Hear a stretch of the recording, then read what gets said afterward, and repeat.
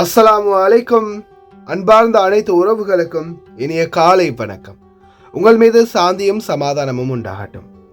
இன்றைய காலை பொழுது உங்கள் அனைவருக்கும் இனிய பொழுதாக அமைய எல்லாம் வல்ல இறைவனை பிரார்த்தித்தவனாக இன்றைக்கும் கோயத்துடைய பல முக்கியமான செய்திகளை பற்றி தான் பார்க்க போகிறோம். வீடியோவை கடைசி வரைக்கும் பாருங்கள். தெரியாத நண்பர்களுக்கும் மறக்காமல் ஷேர் பண்ணுங்கள். வீடியோ பிடிச்சிருந்தா ஒரு லைக் பண்ணுங்கள், சப்ஸ்கிரைப் பண்ணுங்கள், தொடர்ந்தும் சப்போர்ட் பண்ணுங்கள். முதலாவதாக குவைத்துடைய தினார் மதிப்பு பார்த்துடலாம். இலங்கைக்கான ரூபாயில் ஒரு தினாரின் மதிப்பு 955 ரூபாய் 19% உள்ளது. இந்தியாவின் ரூபாயில் ஒரு தினாரின் மதிப்பு 279 ரூபாய் 69% உள்ளது. இது அல்முல்லா எக்ஸ்சேஞ்சுடைய அப்ளிகேஷன் ஆன்லைன் ரேட் ஆகும். கூகுள் ரேட்டை பார்த்தலாம். இலங்கைக்கான ரூபாயில் ஒரு தினாரின் மதிப்பு 960 ரூபாய் 51% உள்ளது. இந்தியாவின் ரூபாயில் ஒரு தினாரின் மதிப்பு 280 ரூபாய் 57% உள்ளது. அதே போல் அமான் எக்ஸ்சேஞ்ச் ரேட்டை பார்த்தலாம். இந்தியாவுக்கு 279 ரூபாய் 95%, இலங்கைக்கு 955 ரூபாயும் வழங்குறாங்க. அதே போல் சஜில் எக்ஸ்சேஞ்ச் ரேட்டை பார்த்தலாம். சஜில் எக்ஸ்சேஞ்ச் இந்தியாவுக்கு 278 ரூபாய் 90% வழங்கியிருக்கிறாங்க. அதே போல் இலங்கைக்கும் 955 ரூபாய் 5% வழங்கியிருக்கிறாங்க. சஜில் எக்ஸ்சேஞ்ச் பற்றி மேலதிக தகவல்கள் தெரிந்து கொள்ள 97 23 54 61 என்ற வாட்ஸ்அப் இலக்கமுடாக தொடர்பு கொள்ளுங்கள். அதே போல் ஏஆர்ஒய் எக்ஸ்சேஞ்ச் 955 ரூபாய் வழங்குறாங்க இலங்கைக்கு. அதே போல் இந்தியாவுக்கு 279 ரூபாய் 70% வழங்குறாங்க. இது ஏஆர்ஒய் எக்ஸ்சேஞ்சினுடைய அப்ளிகேஷன் ஆன்லைன் ரேட் ஆகும்.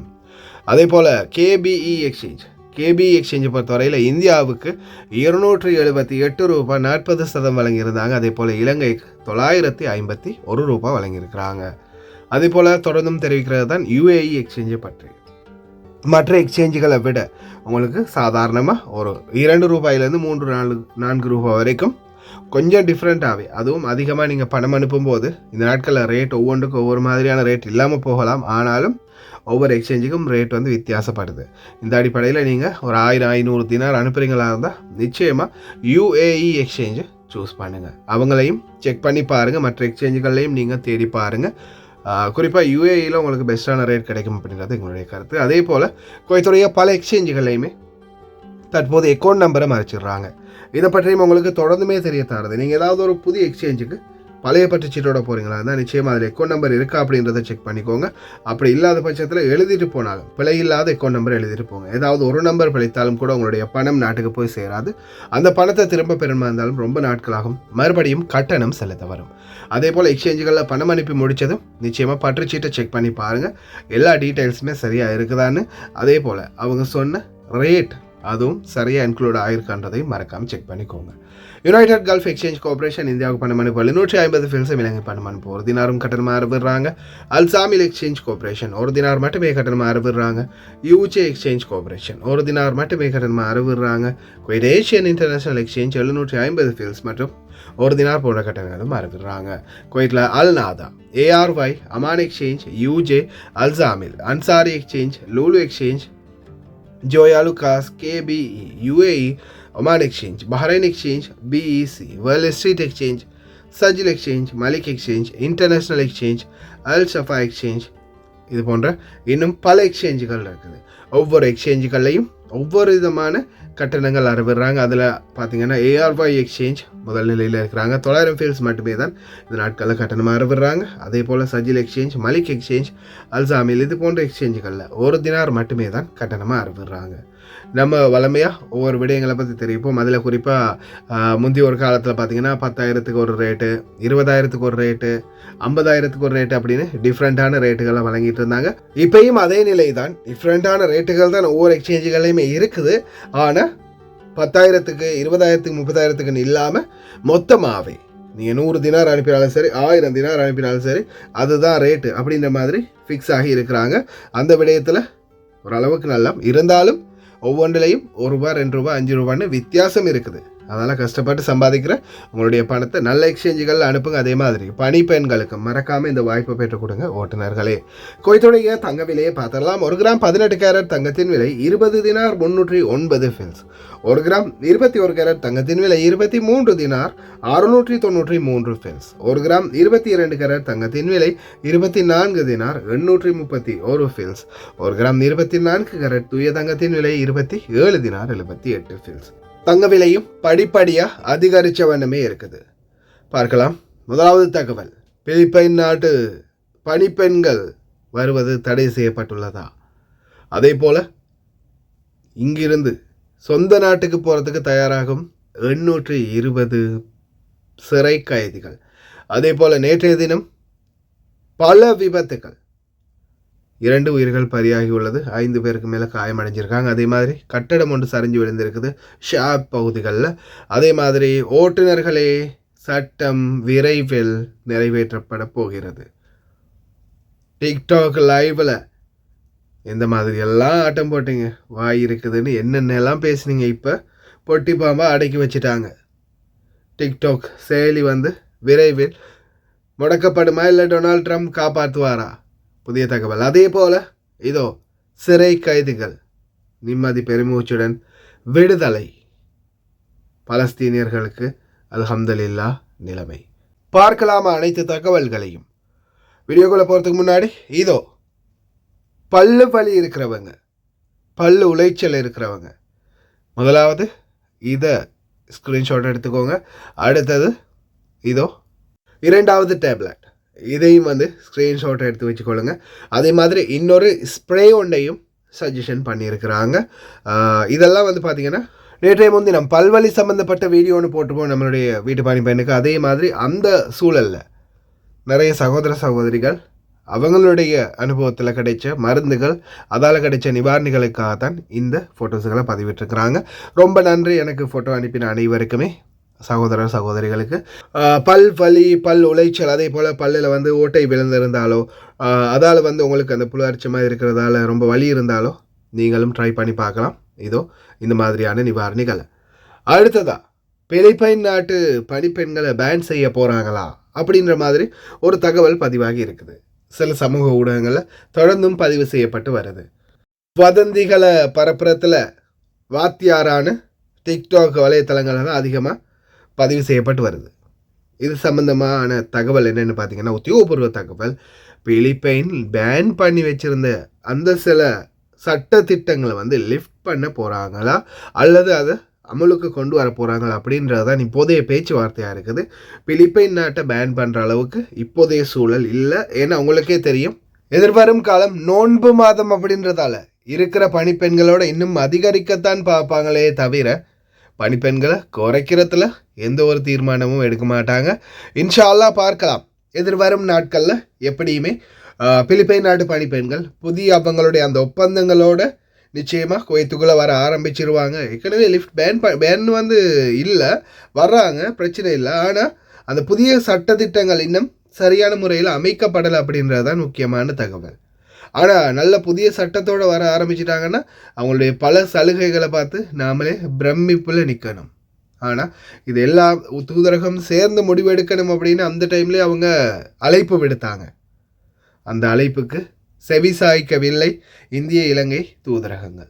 உண்மைக்குமே செவிசாய்ச்சிருந்தாங்கன்னு இன்றைக்கி எல்லா நாடும் சேர்ந்து ஒத்துமையாக ஒரு தொழிலாளருக்கான சட்டத்தை உருவாகியிருக்கலாம். போனஸ், இன்னும் எத்தனையோ பிரச்சனைகளுக்கு சர்வ சாதாரணமாக தீர்வுகளை பெற்றிருப்பாங்க நம்மளுடைய தொழிலாளர்கள். ஒற்றுமையே பலம் அப்படின்ற மாதிரி ஒரு பலத்தை காட்டியிருக்கலாம். இன்னமும் எந்த ஒரு நிலைமையுமே மாறணும்.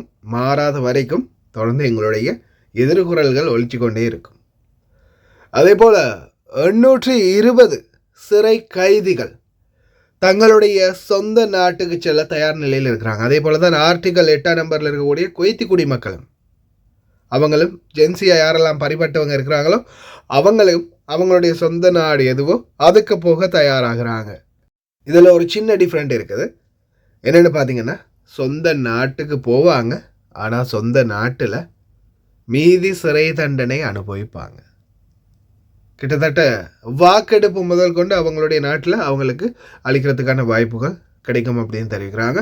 இதில் முக்கியமான விடயம் என்னென்னா, சொந்த நாட்டுக்கு போய் அந்த நாட்டில் அவங்களுடைய மீது சிறை தண்டனைகளை அனுபவிக்கணும். இப்போ ரீசெண்டாக ஒரு குழு போயிடுச்சு இலங்கைக்கு.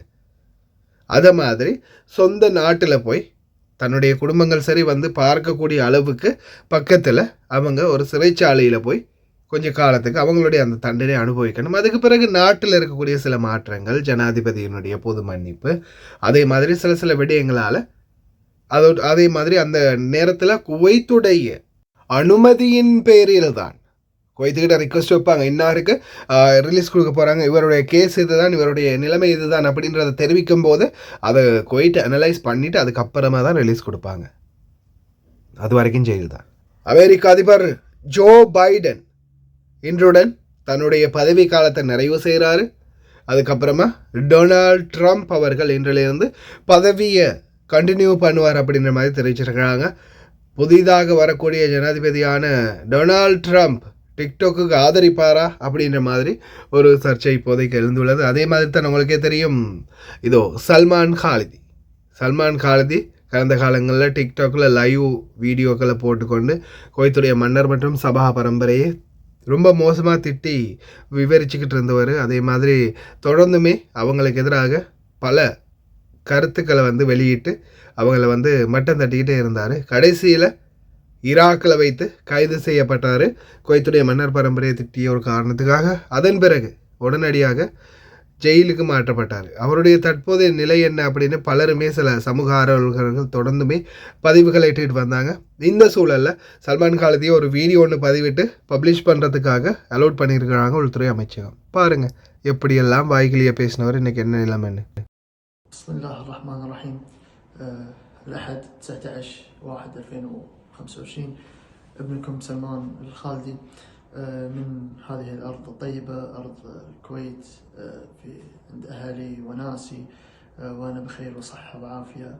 وأوصل هذه الرسالة إلى أهل الكويت في بلدنا الطيب، وبإذن الله نطمح لمستقبل أفضل وصفحة جديدة إن شاء الله، وأعاهد الله على رفعة هذا البلد إن شاء الله تعالى. هذا ما لدي والسلام عليكم.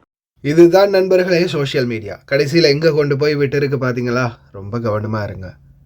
அதே போல் இதோ ஓட்டுநர்களே உங்களுக்கான முக்கியமான தகவல், அப்ரூவல் கிடைத்து விட்டது.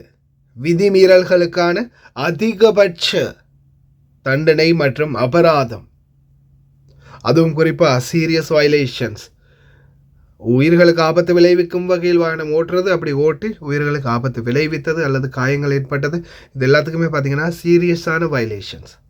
வாகன பறிமுதல், கைது, சிறை, லைசன்ஸ் கேன்சல், இது எல்லாமே இனி வரும் காலம் அமலுக்கு. அதோட சேர்த்து எதிர்வரும் நாட்களில் நம்ம தான் சொன்னோம் இல்லையா, 75 dinar, 150 dinar, 25 dinar, 35 dinar, 50 dinar, 15 dinar, இப்படின்னு ஒவ்வொரு விதமான அபராதங்கள்.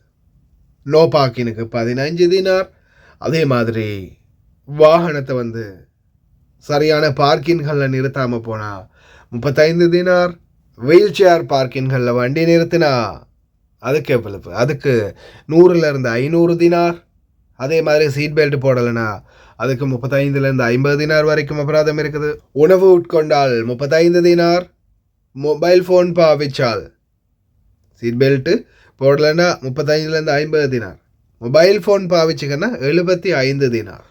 வருஷத்தில் 365 நாளும் 24 மணித்தியாலும் சில நேரங்களில் மொபைல் ஃபோன் பாவிக்கிறவங்க இருக்கிறாங்க, குறிப்பாக என்னை போல். அப்படியான சூழலில் மொபைல் ஃபோன் யூஸ் பண்ணிக்கிட்டே வண்டி ஓட்டினோம்னா ஒரு கேமராவுக்கு தான் 75 தினார், 10 கேமராவில் பட்டுச்சுன்னா 750 தினார், அதுவும் ஒரு நாள்லேயே. சிந்தித்து செயல்படுங்க அன்பார்ந்த ஓட்டுநர்களே. அடுத்ததாக ஷேப் பகுதிகளில் நேற்றைய தினம் பழைய கட்டிடம் ஒன்று, அதாவது அது டிமோலைஸ் பண்ணுறதுக்காக இருந்த கட்டிடம் தான் திடீர்னு சரிந்து விழுந்திருக்குது. கட்டிடம் சரிந்து விழுந்ததில் அல்ஹம்துலில்லாஹ் யாருக்கும் எந்த ஒரு சேதமும் இல்லை. ஆனால் நிறுத்தி வைக்கப்பட்டிருந்த வாகனங்களில் சரிஞ்சு விழுந்ததால் பதட்டம் நிலை ஏற்பட்டிருக்குது. அதுக்கு பிறகு தீயணைப்பு படை ரெஸ்கியூ டீமெல்லாம் விரைந்து ரபல்ஸ் அகற்றி இருக்கிறாங்க. ஆனால் அதுக்குள்ளே யாருமே மாட்டல் அப்படின்றது அல்ஹம்துலில்லாஹ் நல்ல ஒரு விடயம். அதே போல் இந்த மாதிரி கட்டிடங்கள், பழைய கட்டிடங்கள், இடிக்கப்பட இருக்கிற கட்டிடங்களுக்கு முன்னாடி வாகனங்களை நிறுத்துறதையும் தவிர்த்துக்கோங்க. அதே போல் நேற்றைய தினம் அல் வஃப்ரா பகுதிகளில் திடீர் வாகன விபத்து. உடனடியாக வஃப்ரா தீயணைப்பு படை விரைந்து அந்த இடத்துக்கு சென்று கட்டுப்பாட்டு கொண்டு வந்திருக்காங்க நிலைமையை. இருந்த போதிலும் ஒரு நபர் சம்பவ இடத்திலே உயிரிழந்துட்டார். 3 பேர் படுகாயங்களுடன் அதிதீவிர சிகிச்சைக்கு மாற்றப்பட்டதாக தெரிவிச்சிருக்கிறாங்க. அதே போல் தான் சால்மி அதிவேக சாலைகளில் அல் சாதியா தீயணைப்புத்துறை ஃப்ரைடே நடந்த ஒரு விபத்தை பற்றி விவரிச்சிருக்கிறாங்க. இந்த விபத்தில் பார்த்திங்கன்னா 2 வாகனங்கள் இன்வால்வ் ஆகியிருக்குது. இதுலேயும் ஒருவர் சம்பவ இடத்திலே உயிரிழந்திருக்கிறார். 2 பேர் படுகாயம் அடைந்திருக்கிறாங்க. வாகன விபத்துக்கள் தொடர்ந்துமே அதிகரித்து கொண்டே இருக்குது. குறிப்பாக இதோடைய முக்கியமான விடயம் வேகம். முடிந்த வரைக்கும் வேகத்தை கட்டுப்பாட்டுக்குள்ளே கொண்டு வாங்க அன்பர்களே, இல்லைன்னா உயிருக்கு ஆபத்து தான். அல்ஹம்துலில்லாஹ் இப்போதைக்கு கைதிகளுடைய மாற்றம் காசாவில் இருந்து காசா பலஸ்தீனில் இஸ்ரேலுக்கும், இஸ்ரேலிருந்து காசாவுக்கும் கைதிகளை இடமாற்றம் பண்ணிகிட்டு இருக்கிறாங்க. இன்ஷா அல்லாஹ் இந்த நிலைமை அப்படியே தொடர்ந்து யுத்த நிறுத்தமான சூழல் இது காலமெல்லாம் தொடரும் அப்படின்னு எல்லாம் வல்ல இறைவனிடம் பிரார்த்திக்கின்றேன். இவ்வளோ காலம் பட்ட கஷ்டத்துக்கு அந்த மக்கள் இனிமேலாவது கொஞ்சம் நிம்மதியாக பெருமூச்சுடன் வாழட்டும்.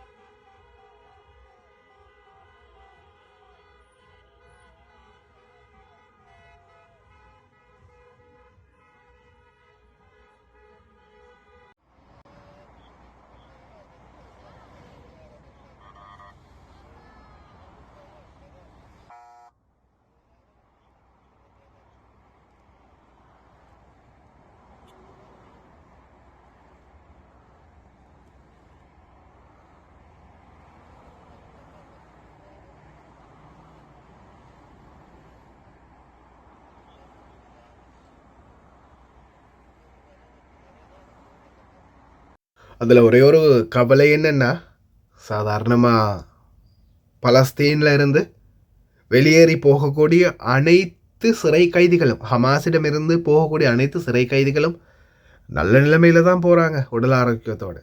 ஆனால் இஸ்ரேலிருந்து பலஸ்தீனுக்கு வரக்கூடிய கைதிகள் ஹஸ்பி அல்லாஹ் நிஅமல் வக்கீல். தேன் கலெக்ட் பண்ணுற சிஸ்டத்தில் இருந்து நிறைய குப்பைகளை குமிச்சு வச்சுருக்காங்க. இதை அகமதி முனிசிபாலிட்டி காணலையா, இல்லை கண்டும் காணாமல் இருக்கிறீங்களா அப்படின்ற மாதிரி நம்மளுடைய அப்புச்சியினுடைய சகாக்களில் யாரோ ஒருத்தர் வீடியோ எடுத்து போட்டிருக்காரு. அதை நம்ம அப்புச்சி தான் ஷேர் பண்ணியிருந்தார் ட்விட்டரில். அப்புச்சியை யாராவது மறந்துட்டீங்களா? மறந்துடாதீங்க. முக்கியமான ஒரு ஆள், தேவைப்பட்ட ஒரு ஆள். அவருடைய வீடியோ தான் இந்த வீடியோ. ஆனால் அவர் போடலை, வேற ஒருத்தர் போட்டிருக்காரு.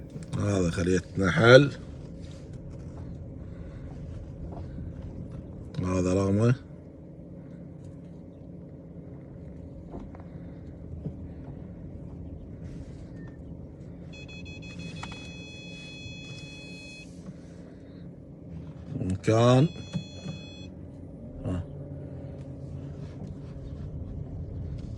حاطه بعد كاميرا مراقبة بعد.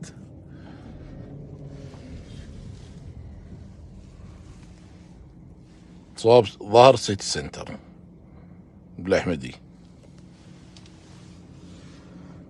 ஆனாலும் அதை எடுத்து ஷேர் பண்ணியிருக்கிறார் அப்புச்சி. அவர் ஷேர் பண்ணியிருக்கிறாருன்னா நிச்சயமாக அவருடைய ப்ரொஃபைலுக்குன்னே இப்போ தனி ஒரு ஃபேன் பேஸ் உருவாகி இருக்குது. அதே மாதிரி ஒரு மரியாதை உருவாகி இருக்குது. அல்ஹம்துலில்லாஹ்.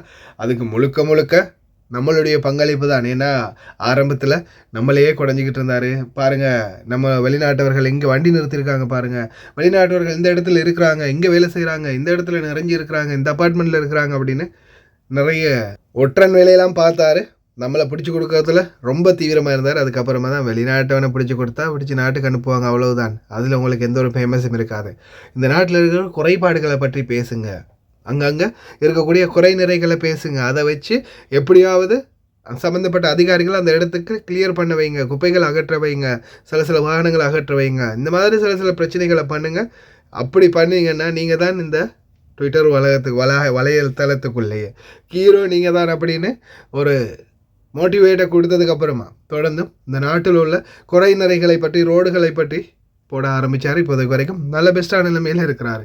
அல்ஹம்துலில்லாஹ். நம்மளை குறையாத வரைக்கும் சந்தோஷம். அவர் வீடியோ போட்டிருக்காருன்னா நிச்சயமாக சட்ட நடவடிக்கை எடுக்கப்படும் விரைவில். கடைசி வரைக்கும் பார்த்த எல்லாருக்குமே ரொம்ப நன்றி. தெரியாத நண்பர்களுக்கும் மறக்காமல் ஷேர் பண்ணுங்கள். வீடியோ பிடிச்சிருந்தால் லைக் பண்ணுங்கள்.